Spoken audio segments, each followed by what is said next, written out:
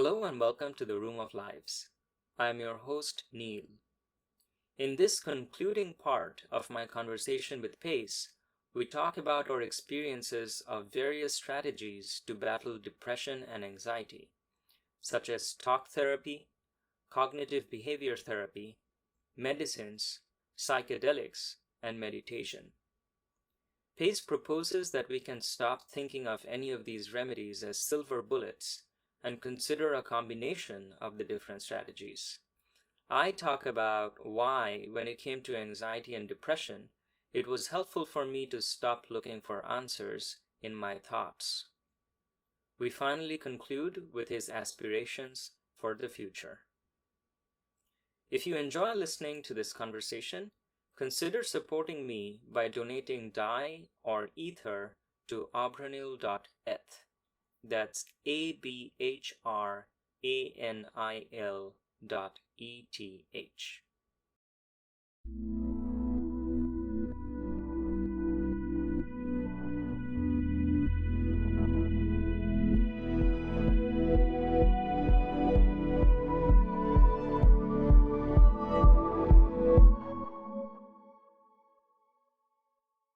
So you also wanted to talk about depression, anxiety, and treatments Yeah. for depression and anxiety?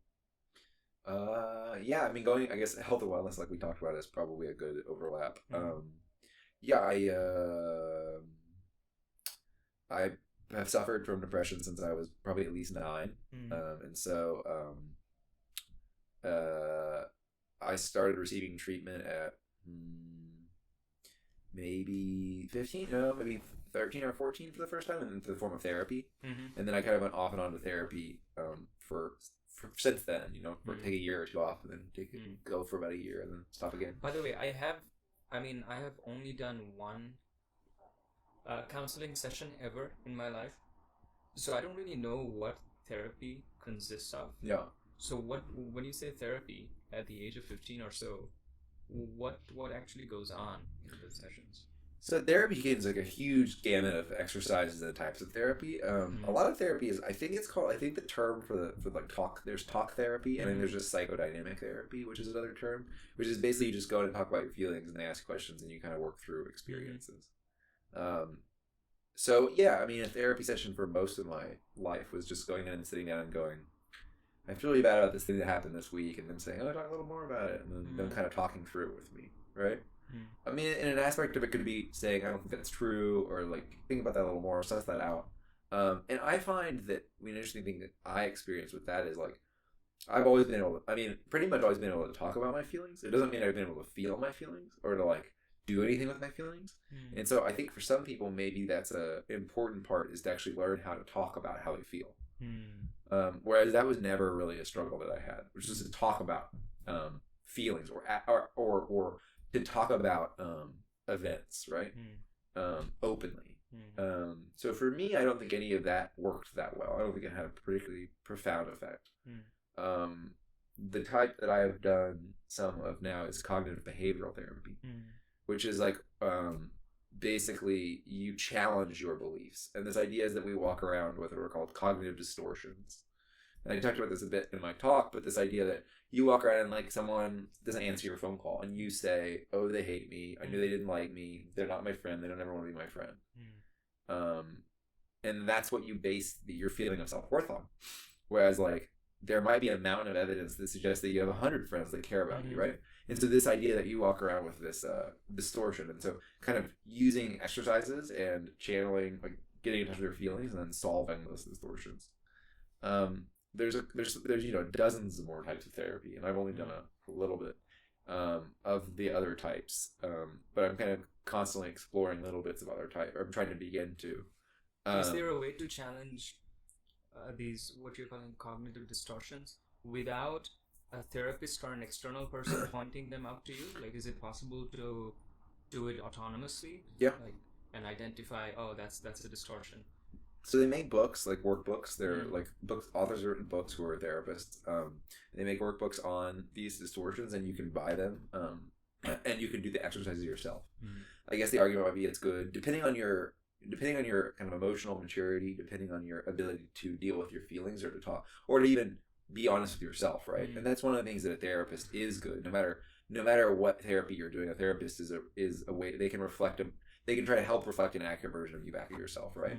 And so if you have really distorted thoughts, you might not even see them as distorted, right? Like it's people who again, we talk about evil, right? People who are like, people who are in relationships that are abusive, right? But let's say like their parents' relationship was worse. Like they watch their father punch their brother in the face every day, and they're now with someone who just tells them they're stupid. Like there's never laid a hand on them, right? So like it's interesting because that's a distortion, right? But that person might relatively never be able to see a distortion, right? Not necessarily a CBT cognitive distortion, but like that's a distortion of reality. And so I think in that way, a therapist can be really useful at helping you navigate your distortions. And that's something that I found is that I have a lot of distorted views of things that have happened in my life, and I kind of told myself they were fine, or told myself they were like, ha ha ha, whatever. And I'm like realizing, oh no, that was really wrong. And there's something to be said about like there's two aspects. Like one, it's like good to process, and two, it's also probably sometimes not the best thing to think about how bad something was for you, because you can then just sit and ruminate on this awful past event, you know. But yeah, you need to get a workbook and go through them and do them and try to do them. And I think that many people could probably benefit tremendously from doing it alone without ever talking to a therapist. And then many people probably could use the help of therapists. So, but then there's that, and there's like pharmacological intervention, which I started doing almost a year ago. And that's been interesting to me because I think that sometimes I'm not aware of any benefit at this point. I don't have any doubt. First, I should say that there aren't any side effects that bother me, so I'm also not wary of them at this point. Side effects do affect people, but I don't have any. And so I've never stopped. But then there's some days where I'm not actually sure that they do anything. And then that also may be that like that's one of the things is like it's like if something works, you don't necessarily know that it works. You just but many people get on medicine and they feel better, and then they say to themselves like, oh well, it's not this medicine, I just feel better, right? And they get off it and they feel bad. So I think I should say that is that some days it's kind of true to some extent for meditation also. I've heard that to the extent that meditation can help people feel better, they do it for a while and then they're like, well, I think my life is just kind of better now, so stop meditating. I don't want to go through this whole process of meditation because there's resistance, like you don't want to sit down and do this, and then a lot of the times invariably the problems come back. And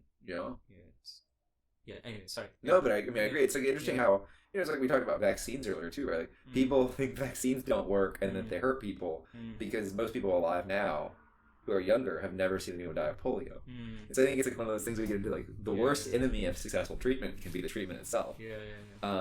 In the psyche of people. And so I would say like I experienced a benefit when I started the medicines, and sometimes I doubt that they're still working, which can happen, and medicines can stop working. But I try not to like stress about it. I try to wait until I see my psychiatrist and say, I don't know if this is working anymore, and then follow their advice. And something important to say about that is that I also trust my psychiatrist. I found someone that I like. Feel like I can have an honest, a frank discussion about what's going on in my head with, and they aren't going to ever like leverage it to get what they want, because it seems like what she wants is effective treatment for me, which is ideal. And so I feel like it's a good partnership in that way. So I can go in and I can be like, I just have no idea if this is working anymore, or I don't know if it's working, and it'll be a discussion that won't be like the decision won't be made from the moment I get in a room.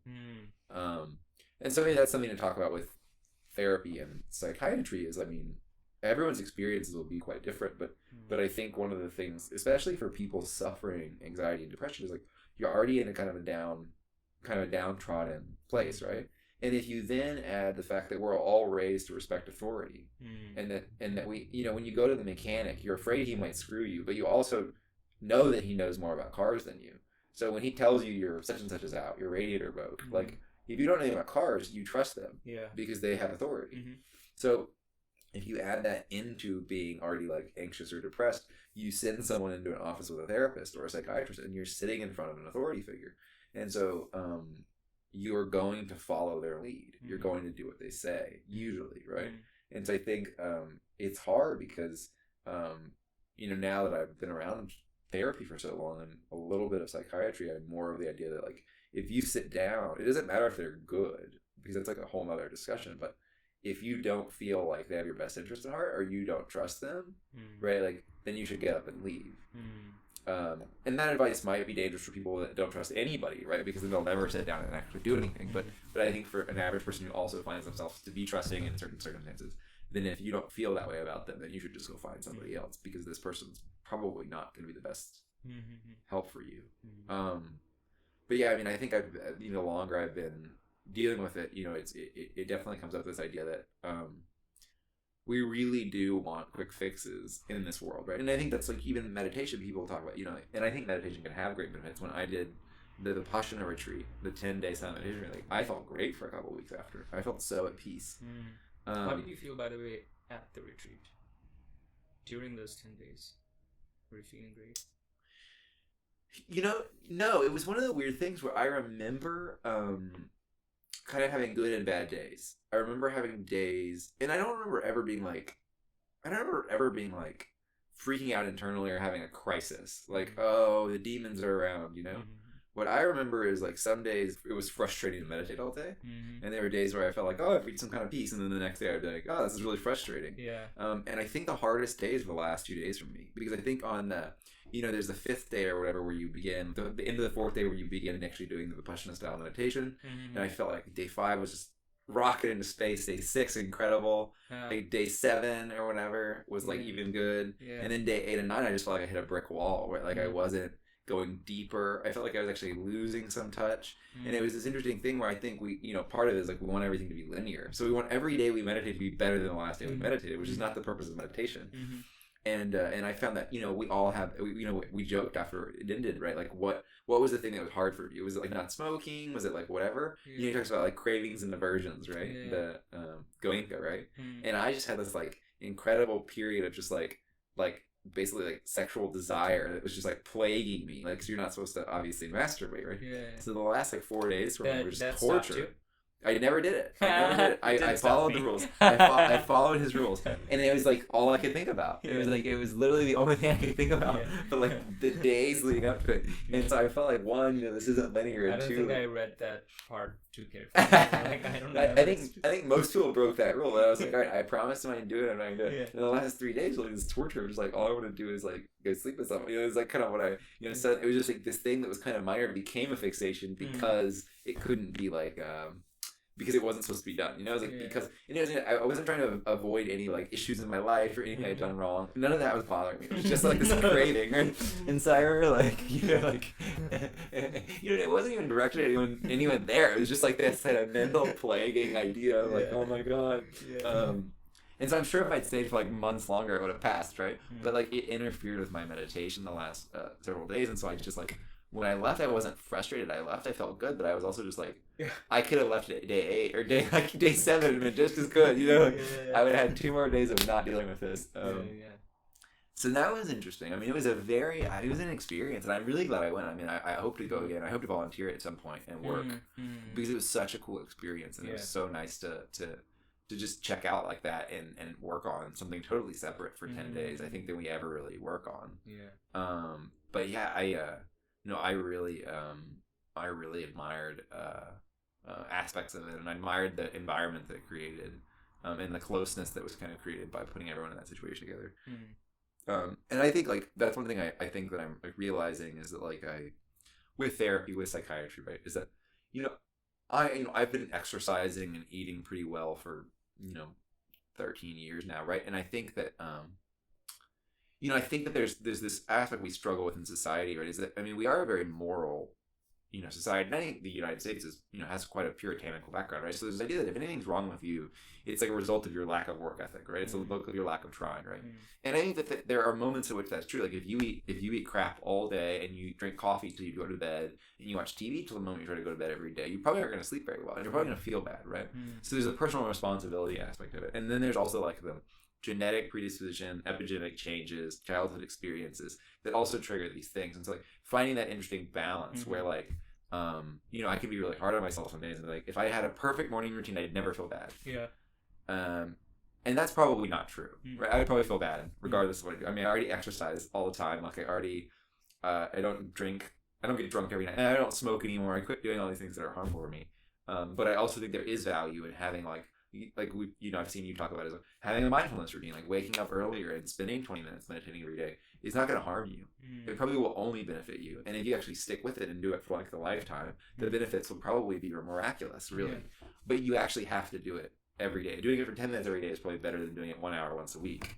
Is that like these things that we can do to help ourselves? And I think therapy and psychiatry can be extensions of these. I think that the way I hear them talked about so often is like I don't want to take pills. I'm going to do other things, or like I found this thing that I do. I don't have to take medicine. It's right. But I think like a much more honest way, at least from what I've seen you talk about them, would be like all of these things in conjunction with each other can be effective therapies. So like you don't have to believe that one's evil and one's good. You could actually say like, well, if we look at this holistically, and I think that there's this idea that because it's medicine, it can't be holistic, right? It can't be like holistically viewed, right? Obviously, it is medicine, right? So it's not meditation. But like if meditation is effective medicine, and then Prozac is effective medicine, and if you combined those in a person and you got the result you wanted, it wouldn't be soiled. The results would not be like soiled because you used Prozac in addition to meditation.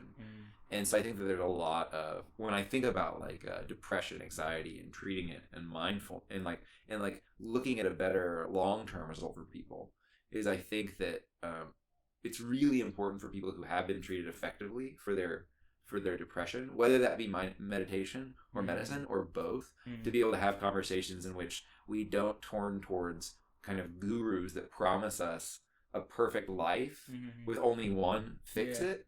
And instead we look at people and say like, so going because meditation could have this incredibly positive impact on your life, and you could still need an antidepressant or an antipsychotic. But like, what if those two things combined led you to the life you actually wanted, which is one in which you're like have family and friends and you're excited? Because I think that's been a big interest of mine, talking about it with people, sharing my experiences, hearing theirs, is to try to basically chip away at this idea that there's like the pure way to go about it, and there's the cheating, quitting, kind of weak way to go about it. Because I think that the more options there are, the more options people know about, the more people are encouraged to explore. It's like that's just more people that find the concoction that works for them. Like we've talked about psychedelics, and I have found that large dosing of psychedelics has this kind of interesting effect for like weeks after on me. But I have never once microdosed and felt particularly better after. I've tried it with different substances. I've tried it probably 20 times now, and I never once have microdosed and felt better. Like, I mean, other than if I've dosed a little too high and I actually got into a borderline trip. But if I dose at the dosage that's actually what happened to me, by the way. Yeah. I thought it was the microdosing that was helping me, but then because the thing wasn't exactly calibrated, and like this is exactly the amount you take, the way that I decided to calibrate that for myself was I'm going to do essentially a threshold dose. I'm going to like go up or down until I realize, okay, I'm still kind of same, but it's just like slightly I can tell the effects. And the effects are positive. And so I was like, hey, microdose is working. And then I read a little bit more. I'm like, oh, this is not actually a microdose. That's a threshold dose. Not being able to focus at work. It's like a little too much energy and stuff. But it did feel good. Feel good. And then at some point I actually stopped microdosing. And it's because, I don't know if I told you about this, I went to India. I came back to India already realizing that I'm entering kind of like a dark mental phase. I don't know why or whatever. And I didn't spend too much time trying to figure out intellectually. The only two things that I remember noticing is, okay, what are the things that I did differently when I was in India? Two things. I didn't meditate at all, and I didn't microdose. Wow. And so I started meditating again, and it still didn't help for a while. So for a long time, this kind of sense of security that I had built around myself, that, okay, I've cracked it. Prior to microdosing, I'm like, I've cracked it. I found this thing. It's meditation, and now I'm secure for life. Some kind of miracle has happened, and I'm never going to feel bad again. And that security was suddenly disintegrating in a way that I had never imagined possible.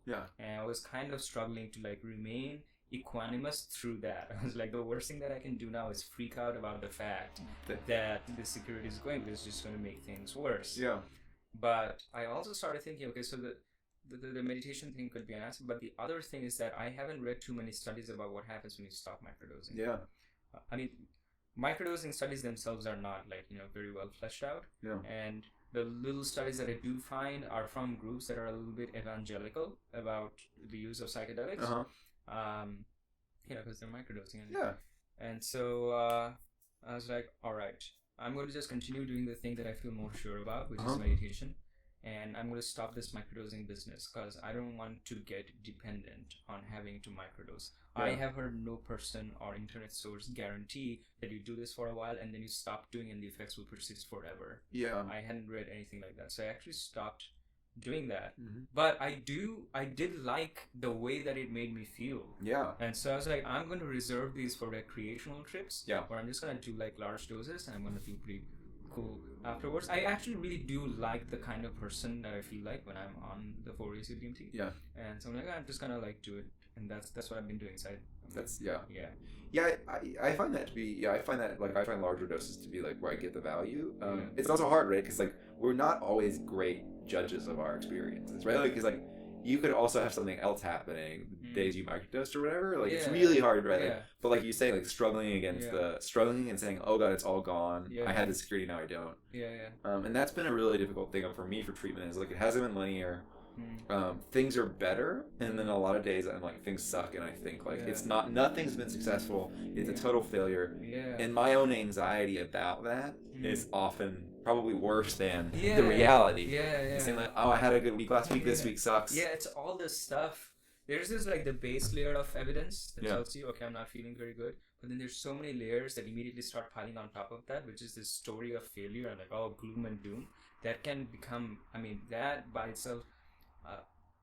It's very hard to appreciate how much soul-crushing power that whole narrative can have. And you think about, well, where does all of this trace back to? What is the raw evidence? If there was a different story surrounding and explaining and justifying that raw evidence, like if someone told you, take this and you're going to feel bad for a little bit, but that just means it's working and you're going to bounce back, my life would be so much better. I think. Oh, okay. Like, I mean, the same raw sensory stimulus can be reinterpreted in so many different ways, and we go around thinking that our entire lives and how we feel are about the things that are actually happening and the things that we're feeling, but so much of it is actually a response to our internal ideas of where all of this is going. And it's very hard to disentangle anxiety surrounding the story from the raw anxiety surrounding from the raw feel. I wouldn't call that anxiety. Anxiety is necessarily about a story, but the raw feeling bad. And it's very hard to disentangle the two. So the one thing that I wanted to mention when you told me about what regular talk therapy is and what cognitive behavior therapy is that when like in my younger days I used to be a far more anxious person and kind of like I would go through phases of depression. And the only thing that I would do during those times, for lack of knowing anything else, is I would just constantly think about, just constantly think about stuff, think about why this is happening, blah, blah. Not necessarily always think about solutions, but like write about why I was feeling bad. And just, it was a constant like intellectual level stuff going on.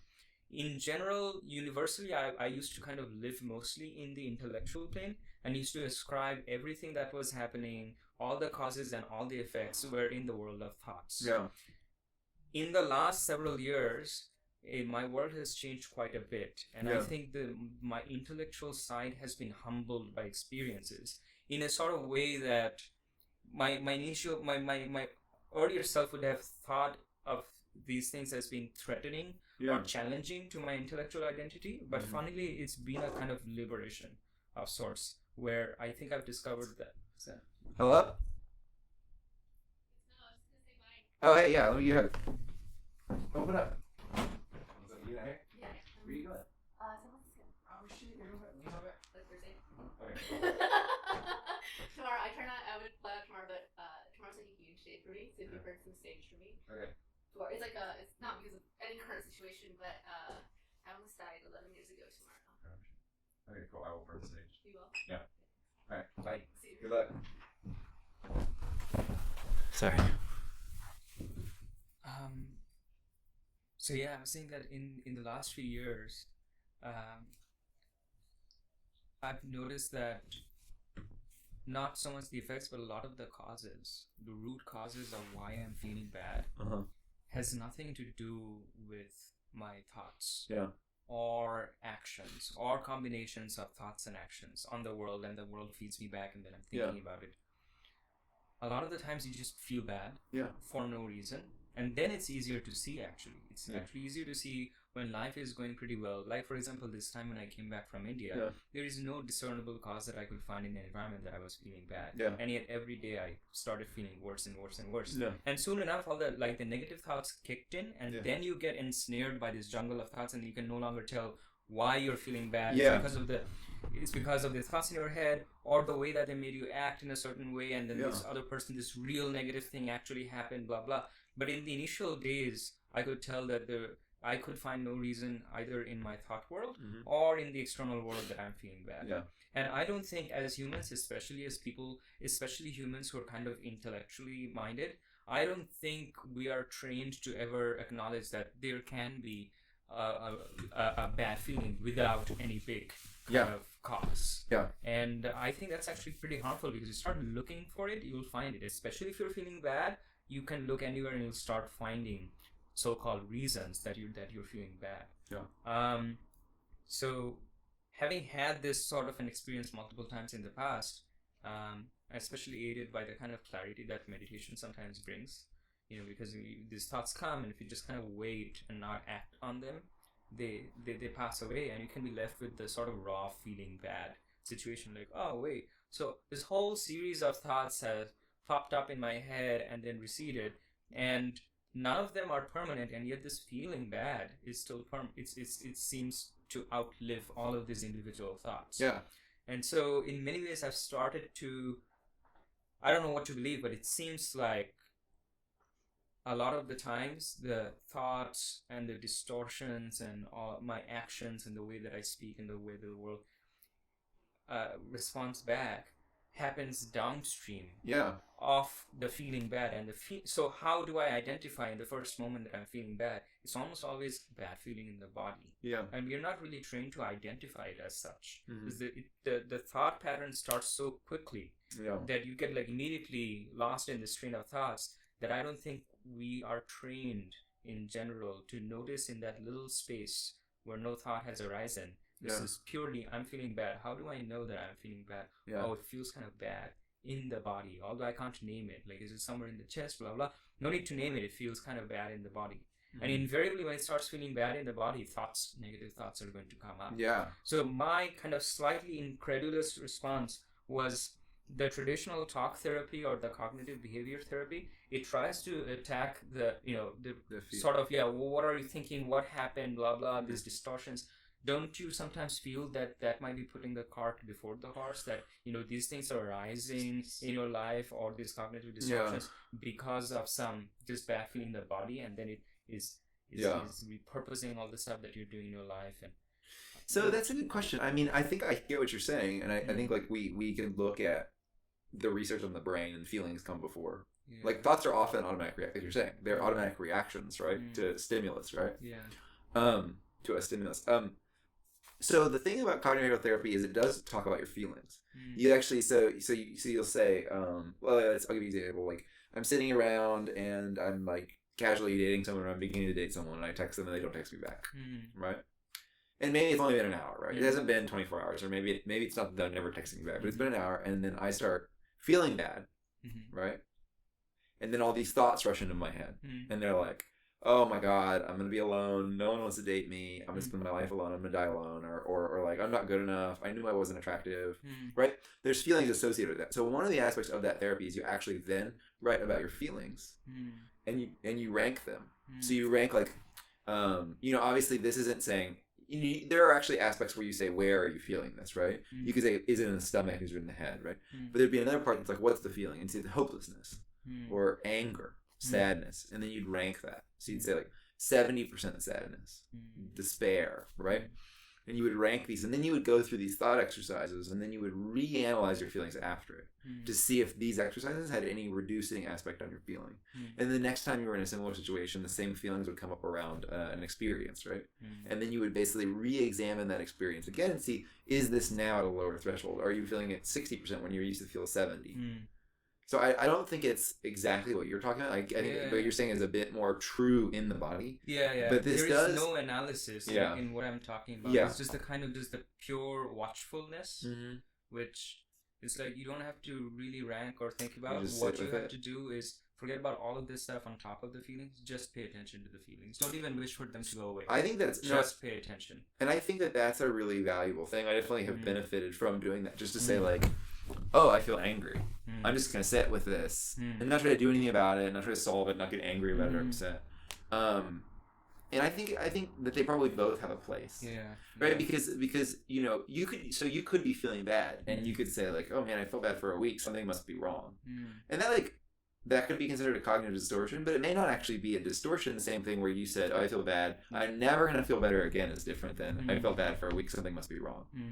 And I think that they both have their place. Like one may actually help you solve that like future telling aspect, which is like one aspect of depression, right? Is that people go, oh my God, it's never going to change. And that's where I think cognitive behavioral therapy seems to have a really good... And also one part about cognitive behavioral therapy that I've never had to do, that a lot of people do is they actually make lists and they go and they do things. I've always been a very productive... Like, my worst depression is like the day where I only go to the gym and my job. Yeah. Right? Like, so like, but for many people, that's almost impossible, right? Yeah. For many depressed people, like they can't get out of bed. They have trouble eating, showering, right? They have trouble. And so cognitive behavioral therapy also seeks to get you to do things because they just find that when people do things, they feel better. For me personally, that was never part of the experience. So I would say like, I've missed out on a large section of that because I've never had to do a list. I've never had to make a to-do list of like, getting out of bed, washing my laundry. Like I have to do those lists on most days when I'm not feeling depressed at all. Yeah. And when I was feeling depressed, particularly when I was in undergrad, I had such a hard time getting out of bed. I was just spending most of the day in bed. It was just this great like weight that settled on me, and it's just like I can't. This is just an ocean of existential. Yeah, I have to push through in order to do my thing. And I think that's depression for many people. Yeah. I mean, personally, I think my experience was I learned to cope by doing things, and so everyone else was falling apart, and like I had to be the one that always got up. I had to be the one that kind of always got through it, always went to school, always succeeded at those things, regardless of what was going on around me. So my coping was like, what I noticed when I'm withdrawing is I'm withdrawing from social interactions, like this podcast. Like all week, I was like, I don't want to do this damn podcast. I'm thinking of myself all week. Like, I don't have the energy. I don't have the energy to do this podcast. This week sucks. I don't want to do this, right? And so it's actually, for me, the list that gets you to go to class is the list that gets me to engage with a person. Whereas like the like gym, I went to the gym 4 times a week. I had no problem doing it. But it's just kind of like, in some ways it's opposite for me. Like when I'm getting into one of my slumps, one of the things that can get me out of that is social interaction. Like I'll immediately try and like talk to someone before it gets too bad, like in the beginning, and then I can get some energy. But then if you ask me to do like work or like go out and work out and stuff, I'm like, oh fuck, I can't. I think for me it's like social interactions definitely help, but they're the hardest thing for me to muster the energy to do. Whereas like it's easy for me to go be isolated in the gym and just work out. It's the like it has the least value. Like the gym isn't the thing that makes me feel great. It probably helps a little bit. But it's like the social interaction, it's the talking around the brunch table. And so like today, even like I woke up and I wasn't in a bad mood, but the energy it took to muster to have a conversation at a table with like 4 people was like a tremendous amount of energy. And then it ended up giving me more energy. But it still was like an investment. I was like, oh, I really have to make sure to put in here. So I think that, that's like, everyone's way to deal with like depression, isolation, sadness is quite different. But I think that, and I think what's so interesting is my treatment's been so rocky. And so I feel kind of funny talking about it because it's not like I can say like, I don't have the story that's like, I did this and I did this and my life's great.